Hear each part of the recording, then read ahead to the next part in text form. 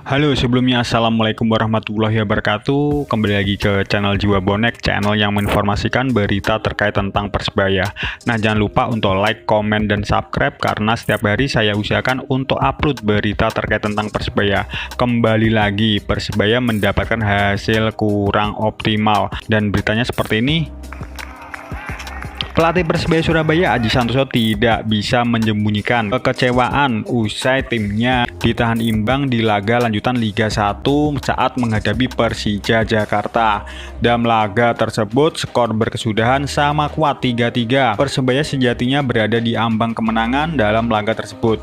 Sayang 3 poin sudah di depan mata sirna di detik-detik akhir. Hal ini menambah daftar Persebaya Surabaya yang belum memenangkan pertandingan dalam beberapa laga terakhir.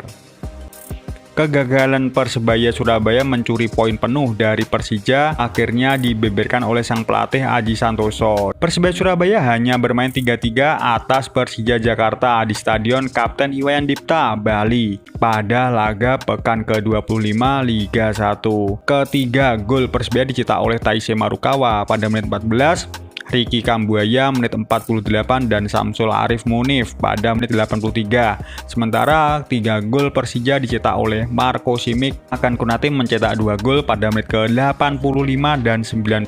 Pelatih Persebaya Aji Santoso akui kecewa dengan hasil ini. Pasalnya Persebaya berpeluang besar bisa memenangi laga. Apalagi sejak menit ke-65 Persebaya unggul dalam jumlah pemain dan sempat unggul 3-1 hingga menit 83. Jujur saya sampaikan hasilnya sangat mengecewakan sekali karena kami agak berat untuk berada di jalur juara, ungkap Aji. Ada satu catatan yang pasti disebut Aji adalah pemain terlalu meremehkan lawan setelah sempat unggul 3-1.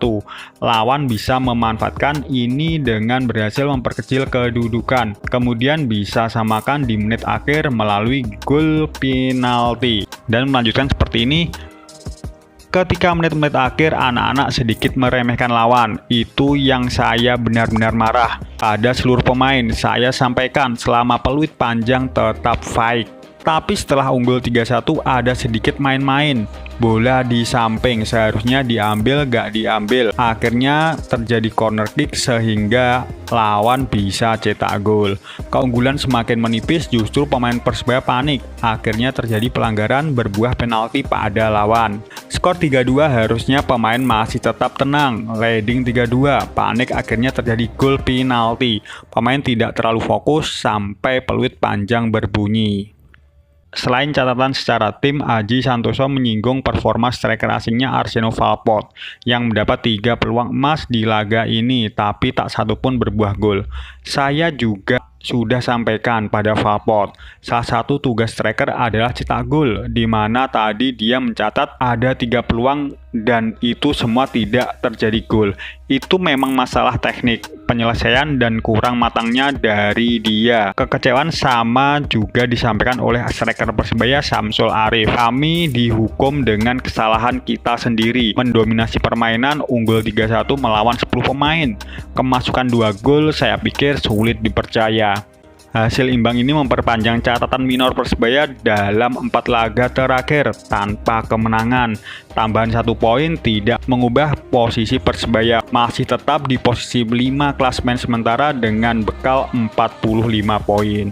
Nah, ini dulu songkok pertandingan di malam ya. Secara garis besar permainan Persebaya benar-benar bagus, mantep lah sebenarnya. Cuma balik maneh masalah tak pikir lebih ke arah mentalitas lah. Mergo iki gak bisa pindu Persebaya pada menit-menit terakhir kita mengalami kebobolan loh, atau tercuri hasil kemenangan IDW. Jadi di sini jelas mentalitas pemain perlu disorot lah. Nah, delok songko hasil ya, sebenarnya Persebaya bermain sangat bagus lah. Nyatanya IDW unggul 3-1 sampai menit ke 85. Dan di kartu merah ya, tapi saurunge di kartu merah permainan Persebaya iso cair lepas, tapi balik maneh pada menit-menit akhir IDW kecolongan dan iki gak bisa pindo. Berarti di sini koyone ada masalah mentalitas lah. Mentalitasnya kita patut dipertanyakan. Kenapa kok pas pada waktu menit-menit akhir IDW sering kebobolan ngono loh.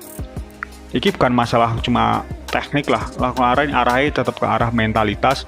Mergo gak iso mempertahankan kemenangan sing sebenarnya sangat besar untuk AED unggul 2 gol tapi malah iso kebobolan 2 gol dan akhirnya skor sama 3-3. Yo balik mana ya, iki yo gak kena disalahno mergo kondisi liga sekarang terutama pada waktu nembali iki gak begitu kondusif. Akeh lah faktor sing iso merubah koyo yang terjadi dengan Persebaya iki ngono lho. Contoh koyo Ali Cisse, koyo Demben melu timnas, otomatis dia libur 1 bulan. Ini bener-bener pengaruh. Terus mari ngono banyak pemain Persebaya sing gak tahu komplit dalam setiap match. Baru kali ini lawan Persija iki AED tampil komplit dan sebenarnya terlihat cair lah, permainannya benar-benar cair sampai menit 85. Cuma yang balik mana sisa-sisane mentalitas sing kurang bagus pada waktu main di Bali iki masih terbawa sampai pekan ke 25 iki ngono loh. Semoga Coach Aji iso membenahi masalah iki. Balik mana iki memang butuh proses, butuh waktu untuk menyelesaikan masalah ini. Yang jelas secara garis besar pemain-pemain Persebaya benar-benar hidup lah, permainan enak banget lah dilihat sampai menit 85. Cuma pada waktu ada kesalahan terakhir malah menjadi bumerang yang akhirnya membuat skor AED 3-3.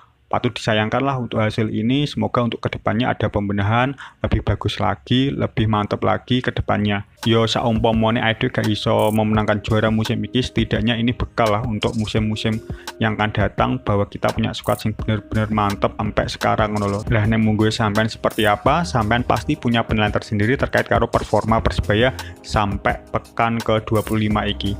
Dan apapun itu yang terbaik buat Persebaya untuk kedepannya. Salam satu nyali Wani, dan sebelumnya assalamualaikum warahmatullahi wabarakatuh.